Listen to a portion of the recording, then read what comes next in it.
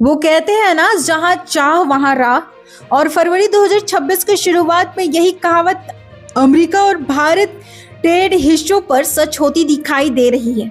जब दुनिया मान चुकी थी कि भारत पर 50% टैरिफ की मार से रिश्ते चरम टकराव पर पहुंच चुके थे, तभी एक फोन कॉल ने पूरा खेल बदल दिया। जी हाँ, भारत के प्रधानमंत्री नरेंद्र मोदी और अमेरिका के राष्ट्रपति डोनाल्ड ट्रंप के बीच 2 फरवरी 2026 को हुई बातचीत के बाद जो हुआ, उसने वैश्विक बाजारों में हलचल मचा दी। 50% टैरिफ घटकर 18% हो गया और फिर असली धमाका प्रभावित टैरिफ सिर्फ 12 से 13%। आज हम आपको बताएंगे कि यह 18 से 12% का गणित कैसे बना, किन सेक्टरों को जीरो टैरिफ मिला, $500 अरब की डील के पीछे की रणनीति क्या है और क्या यह भारत की अब तक की सबसे बड़ी कूटनीतिक चाल है।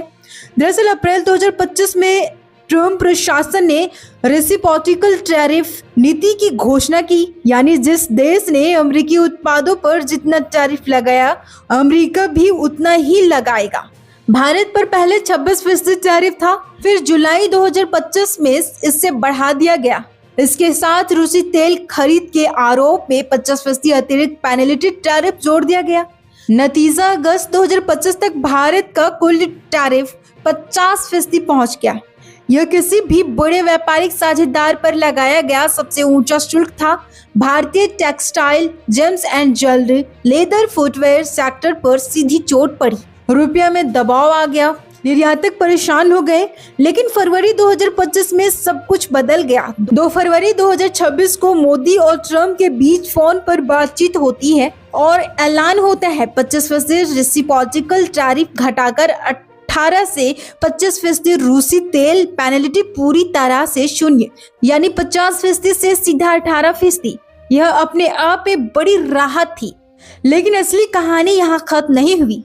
असली सवाल तो ये है कि 18 से 12% कैसे हुआ। दरअसल अमेरिकी निवेश बैंक ऑफ अमेरिका के ताजा रिपोर्ट ने खुलासा किया कि प्रभावित टैरिफ दर 18 से 18% नहीं बल्कि 12 से 13% के बीच रहने वाली है।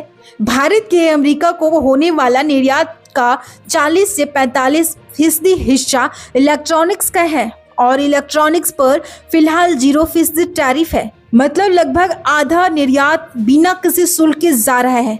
जब आप 18% को कुल निर्यात पर औसत निकालते हैं और इलेक्ट्रॉनिक के जीरो टैरिफ को जोड़ते हैं तो प्रभावित दर 12 से 13% के आसपास बैठती है। यह वही गणित है जिसने बाजारों में हड़कंप मचा दिया है। अब किन सेक्टरों को मिलेगा जीरो टैरिफ, यह जानना जरूरी है। दरअसल अगर मार्च 2026 तक इंटरिम एग्रीमेंट साइन हो जाते हैं, generic pharmaceutical, gems and diamonds aircraft parts पर 0% टैरिफ लागू हो जाएगा। भारत जेरिक दवाओं का सबसे बड़ा सप्लायर है। अमेरिकी बाजार में भारतीय दवाओं की बड़ी हिस्सेदारी है। जेम्स एंड ज्वेलर्स, जहां भारत हीरे की कटिंग पॉलिशिंग का वैश्विक केंद्र है, उसको सीधा फायदा मिलेगा। एयरक्राफ्ट पार्ट्स और ऑटो कंपोनेंट्स को भी प्रतिबद्ध 232 के तहत राहत मिल सकती है। हालांकि कुछ स्टील, एल्युमिनियम पर 18% टैरिफ फिलहाल जारी रह सकता है। अब सवाल है कि भारत ने बदले में क्या दिया। सबसे बड़ा फैसला रूसी तेल की खरीद बंद करने का वादा या ट्रंप की तरफ से दिया गया है।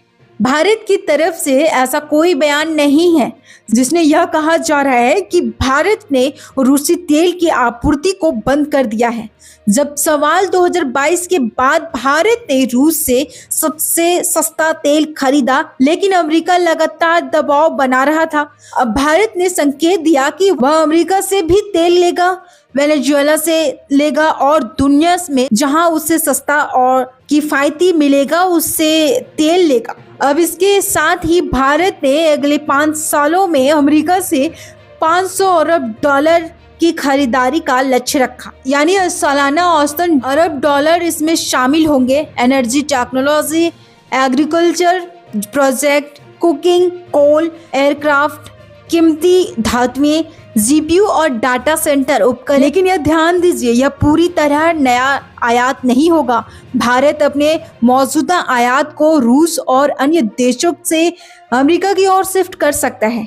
यह संभावनाएं जताई जा रही हैं, यानी चालू खाते पर बड़ा बदलाव नहीं होने वाला है। अब भारत के लिए फायदे क्या होंगे? निर्यात पर भारी राहत मिलेगी, टेक्सटाइल सेक्टर को नया जीवन मिलेगा, फार्मा और जेम्स सेक्टर को बड़ा बूस्ट मिलेगा, इलेक्ट्रॉनिक्स निर्यात को स्थिरता मिल जाएगी, एमएसएमई को नया बाजार मिल जाएगा। अब रिपोर्ट के मुताबिक इससे भारत की जीडीपी ग्रोथ में 20 से 50 बेसिस पॉइंट का इजाफा हो सकता है।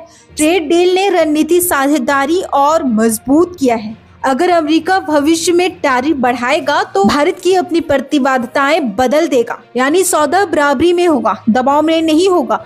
भारत ने रूसी तेल से सस्ता लाभ लिया, फिर सही समय पर रणनीति शिफ्ट किया, टैरिफ 50% से घटाकर 18% कराया और प्रभावी दर 12 से 13% पर ले गया। यह सिर्फ आर्थिक नहीं बल्कि भू रणनीति चाल है। अब सवाल बड़ा है कि क्या भारत 500 अरब डॉलर की खरीद पूरी कर पाएगा? क्या प्रतिबंध 232 टैरिफ पूरी तरह हट जाएंगे? क्या यह डील भारत को वैश्विक सप्लाई चेन में चीन से आगे ले जाएगी? आपकी क्या राय है? क्या पीएम मोदी का एक कॉल गेम चेंजर साबित हुआ है? क्या भारतीय निर्यात अब अमेरिकी बाजार में फिर से धूम मचाएंगे?